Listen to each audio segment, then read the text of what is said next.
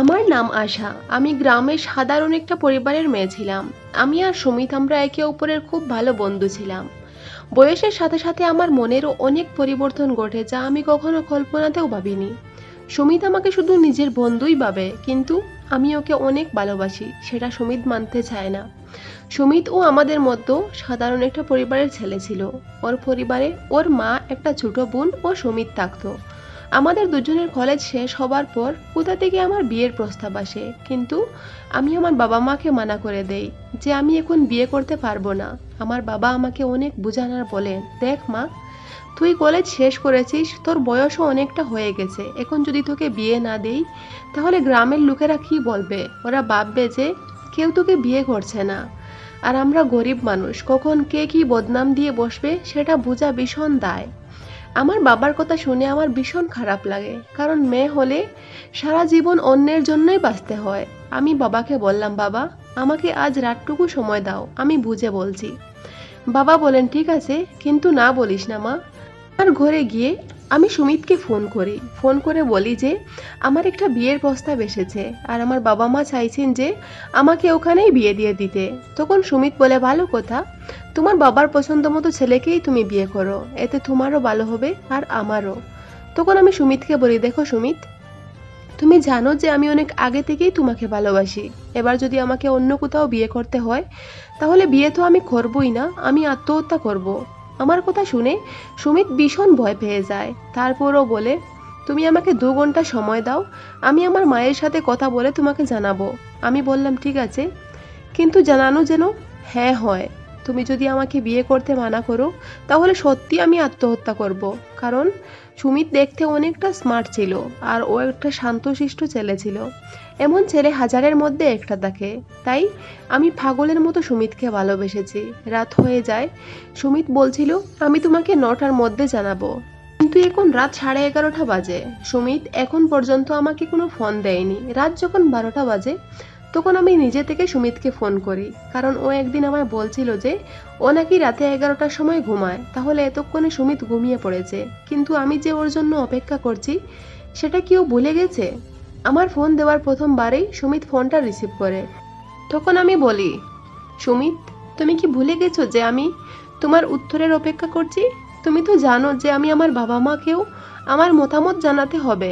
তখন সুমিত আমাকে আমতা আমতা করে বলে, দেখো আশা, আমার মা এই বিয়েতে রাজি নন, তাই তুমি তোমার বাবা মার পছন্দ করা ছেলেকেই বিয়ে করো প্লিজ। আমি কিছু করতে পারবো না। সুমিতের কথা শুনে আমার ভীষণ কষ্ট লাগে। আমার মনে হচ্ছিল যে সুমিত ছাড়া আমার জীবনে অন্য কোনো ছেলে আসতেই পারে না। তখন আমি সুমিতকে বলি, ঠিক আছে, এবার দেখো আমি কি করি। এই বলে আমি ফোনটা কেটে দেই। রাগের বশত আমি বুঝতেও পারিনি যে আমি নিজের হাতে শিরা কেটে দিয়েছিলাম। যখন জ্ঞান ফিরে তখন আমি দেখতে পাই যে আমি হসপিটালের বেডে শুয়ে আছি। আমার এক পাশে সুমিত ও অপর পাশে সুমিতের মা বসেছিলেন। আমি জানি না যে ওরা এই ব্যাপারে জানলো কি করে আর কে ওদেরকে খবরটা দিল। যাই হোক, ভালো হয়েছে, কারণ আমি আমার কথায় কামিয়াব হয়েছি। কিছুদিনের মধ্যে আমি সুস্থ হয়ে বাড়ি ফিরি। সুমিতের মাও বিয়ের প্রস্তাব নিয়ে আমাদের বাড়িতে আসেন। আমি ভীষণ খুশি হই। আমার খুশিতে আমার বাবা মাও এই বিয়েতে রাজি হয়ে যান। ফাইনালি আমাদের বিয়েটাও হয়ে যায়। আমাকে খুব সাধারণভাবে বিয়ে দিয়েছিলেন আমার বাবা মা, কারণ আমরা যেহেতু সাধারণ পরিবারের ছিলাম, এত বেশি টাকা পয়সা আমার বাবার ছিল না। বিয়ের পর সুমিত আমায় ভীষণ ভালোবাসতো, কারণ ও জানে যে আমি আমার নিজের চেয়েও ওকে বেশি ভালোবাসি। আমার ননদের সাথে আমার বেশ ভালো বন্ধুত্ব হয়ে যায়। আমার ননদেরও বিয়ে ঠিক হয়ে গিয়েছিল, তাই ওর বিয়ে শপিং করার জন্য যখন মার্কেটে যায়, সুমিতও আমায় কিছু টাকা দেয় যাতে আমিও আমার ননদের সাথে শপিং করে নেই। আমিও টাকাটা নিয়ে আমার ননদের সাথে চলে যাই শপিং করতে। আমার ননদ ওর বিয়ের যা কিছু কেনাকাটা করার ছিল সব কিছু কেনাকাটা করে নিয়েছে। আমিও দুটো সালোয়ার নিয়েছিলাম, কারণ আমার দুটো সালোয়ারেরই প্রয়োজন ছিল। আমার কাছে কিছু টাকা বেঁচেছিল, সেই টাকা দিয়ে আমি আমার ননদকে কিছু চুড়ি কিনে দিয়েছিলাম, কারণ আমার কাছে বেশি টাকা বেঁচে ছিল না যে আমি ওকে আমার ননদকে বড় কিছু কিনে দিতাম। আমাদের শপিং করা শেষে বাড়িতে চলে এলাম। বাসায় আসার পর আমি আমার স্বামীকে বললাম, চলো, আমি রেডি হয়ে নিচ্ছি। তখন সুমিত অবাক হয়ে বলে, রেডি হচ্ছ মানে? কোথায় যাবে? সুমিত, তুমি কি ভুলে গেছো যে তুমি আমাকে ওয়াদা করেছিলে আজকে রাতের খাবার আমরা বাইরে খাবো? বিয়ের পর এই প্রথমবার তুমি আমাকে নিয়ে কোথাও বেরোতে রাজি হয়েছো, আর সেটাও ভুলে গেছো? তখন সুমিত বলে, ও আচ্ছা, বলিনি, মনে আছে। তুমি রেডি হও, আমি আধা ঘন্টার মধ্যেই আসছি। এই বলে সুমিত ঘর থেকে বেরিয়ে যায়। আধ ঘন্টা বলে 2 ঘন্টা পর সুমিত ঘরে আসে। তখন অতটা রাত হয়নি, 9টা বেজেছিল। তারপর আমরা দুজন বেরিয়ে যাই বাইরে খাওয়ার জন্য। খাওয়া দাওয়া করে অনেক আনন্দ করে রাত 12টার সময় ঘরে আসি আমরা দুজন। ঘরে এসে দেখি মা ও আমার ননদ ঘুমিয়ে পড়েছে। তারপর আমরাও গিয়ে শুয়ে পড়ি। সকালে ঘুম থেকে উঠে যখন স্নান করার জন্য কাপড় নিয়ে বাথরুমে যাই, গিয়ে তো আমি পুরো অবাক, কারণ আমার নতুন সালোয়ার মনে হচ্ছিল কেউ কেটে রেখে দিয়েছিল। এসব দেখে আমার চোখ দিয়ে জল চলে এসেছিল, কারণ আমার মনে হচ্ছিল যে সুমিত আমার কাপড় দেখে হয়তো ওর পছন্দ হয়নি, তাই ও এমনটা করেছে। আমি বাথরুম থেকে বেরিয়ে এসে আলমারিতে চেক করে দেখি আমার যতটা নয়া জামা কাপড় ছিল সব জামা কাপড়ের একটা জায়গায় না একটা জায়গায় কাটা ছিল। তখন আমি কেঁদে কেঁদে সুমিতকে বলি, সুমিত, এই কাপড়গুলো যদি তোমার পছন্দ ছিল না তাহলে আমাকে বলতে, আমি পাল্টে ফেলতাম। তুমি আমার সমস্ত জামা কাপড় কেটে কেটে দিলে কেন? এই বলে আমি চিৎকার করে কান্না করছিলাম। সুমিত চুপচাপ দাঁড়িয়েছিল, কোনো কথা বলেনি। আমি কাঁদতে কাঁদতে আমার শাশুড়ির ঘরে যাই ওনাকে বলবো বলে। তখন আমার শাশুড়ি বলেন যে এই কাপড়গুলো আমি কেটেছি। জিজ্ঞেস করলে কোনো উত্তর দেননি আমার শাশুড়ি। আমাকে বলেন, এখন ঘরে যাও, আমি ব্যস্ত আছি, এই ব্যাপারে পরে কথা বলবো।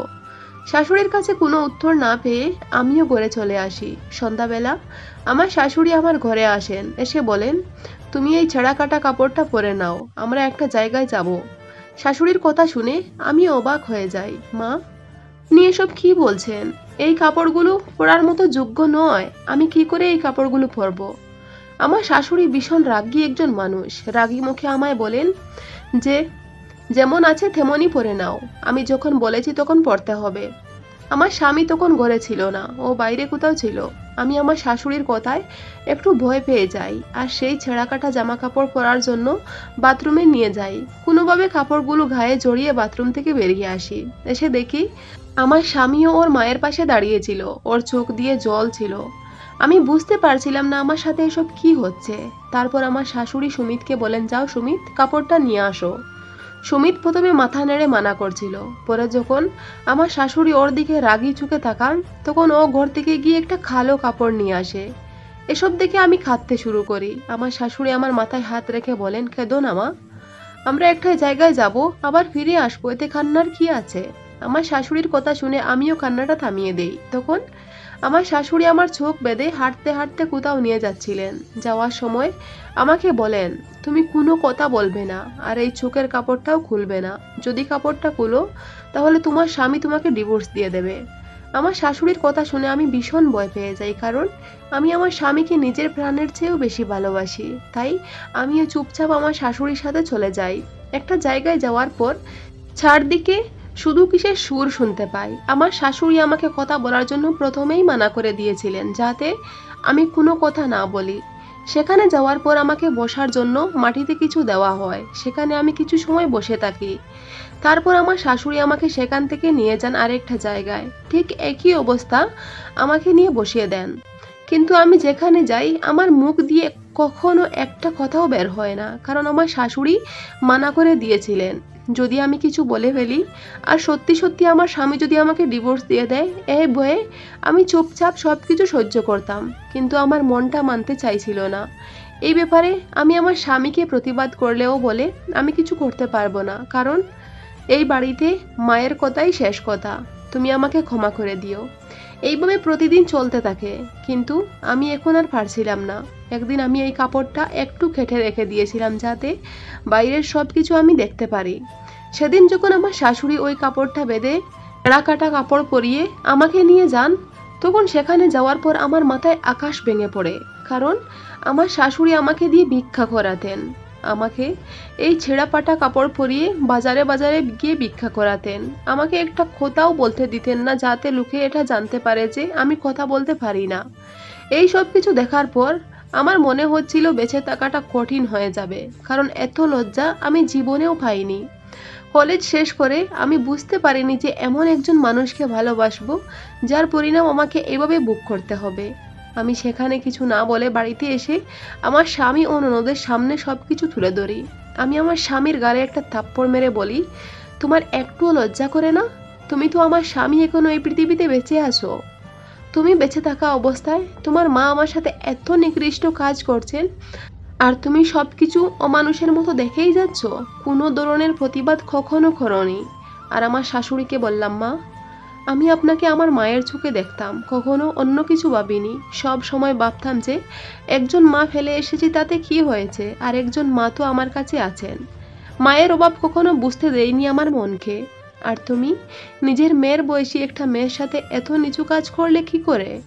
আমার শাশুড়ি তখন চুপচাপ দাঁড়িয়েছিলেন। তখন আমার স্বামী আমার হাত ধরে বলেন, আশা, আমি মায়ের হয়ে তোমার কাছে ক্ষমা চাইছি। তুমি এই ব্যাপারে তোমার বাড়িতে কাউকে কিছু বলো না প্লিজ, কারণ আমার মা প্রথম দিন থেকে তোমাকে ছেলের বউ হিসেবে মেনে নিতে রাজি ছিলেন না।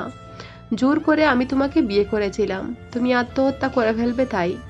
তখন আমার মা আমাকে একটা শর্ত দিয়েছিলেন যে বাড়িতে আসার পর মা তোমাকে দিয়ে ভিক্ষা করাবে, কিন্তু আমি কিছু বলতে পারবো না। তোমার জীবন বাঁচাতে আমার কাছে এই কাজ করা ছাড়া আর কোনো রাস্তা ছিল না। আমাকে ক্ষমা করে দিও, ভালো একজন স্বামী হতে পারিনি। তখন আমার ইচ্ছে করছিল যে আমার শাশুড়ির গালে গিয়ে টাস টাস করে কয়টা ছড় বসিয়ে দিই। তখন মনে হলো যে উনি আমার মায়ের বয়সী, মায়ের মতো। এতদিন ওনাকে মা বলে মেনে এসেছিলাম, কিন্তু এখন শাশুড়ি বলতেও ঘৃণা করছে। আমাকে ভিক্ষা করিয়ে উনি নিজের মেয়ের বিয়ের গহনা বানাচ্ছিলেন। এই সব কথা শোনার পর আমার আর এই বাড়িতে এক মুহূর্ত থাকার ইচ্ছে ছিল না। কিন্তু সবাই আমার কাছে ক্ষমা চেয়ে আমাকে এই বাড়িতে রাখার চেষ্টা করে। কিন্তু আমি ডিসিশন নিয়েই ফেলেছি যে আমি এই বাড়ি থেকে চলে যাব। সুমিতকে নিজের চেয়েও বেশি ভালোবাসতাম। যে নিজের স্ত্রীকে আগলে রাখতে পারে না, তাকে স্বামী বলা আমার পক্ষে আর সম্ভব নয়। এই বলে আমি আমার জামা কাপড় গুছিয়ে এই বাড়ি থেকে চলে যাই। বাবা মা জিজ্ঞেস করেন যে আমি কেন সুমিতের সাথে সংসার করব না। বাধ্য হয়ে আমি সব সত্যি কথা বলে দেই। তারপর বাবা সুমিতের মায়ের নামে কেস দেওয়ার জন্য আমাকে বলেন থানায় যেতে, কিন্তু আমি বাবাকে মানা করি যে বাবা, ছেড়ে দাও, ওনার একটা মেয়ে আছে, মেয়েটারও বিয়ে ঠিক হয়ে গেছে। এখন এসব করলে ওদের পরিবারটা ধ্বংস হয়ে যাবে। আমি এতদূর পড়াশোনা করেও মানুষ চিনতে ভুল করেছি। তখন আমার বাবা আমার মাথায় হাত বুলিয়ে দেন, বলেন, চিন্তা করিস না মা, যার কপালে যেমনটা লেখা থাকে তেমনটা হতেই হয়। এই ব্যাপারে তুই কিছু ভাবিস না, সব কিছু একদিন ঠিক হয়ে যাবে। এই পৃথিবীতে বাবা মা ছাড়া আপন আর কেউ হতেই পারে না। স্বার্থ ছাড়া শুধু বাবা মাই একমাত্র ভালোবাসেন, আর বাকি সবাই স্বার্থের জন্য কাছে আসে অথবা কাছে ডাকে। এখন আমি আমার বাবার বাড়িতে অনেক সুখেই আছি। এখন আর কেউ বলতে পারবে না যে আমার বিয়ে হচ্ছে না। আমি যেভাবে আছি সেভাবেই জীবন কাটাবো। যাকে নিজের চেয়ে বেশি ভালোবেসেছি সে আমার বিশ্বাসটুকু রাখতে পারেনি। অন্যায়ভাবে সবাই আমাকে ব্যবহার করেছে, তাই ছেলেদের উপর থেকে বিশ্বাসটাও পুরোপুরিভাবে উঠে গেছে। গল্পটা এখানেই শেষ করলাম। ভালো লাগলে চ্যানেলটা সাবস্ক্রাইব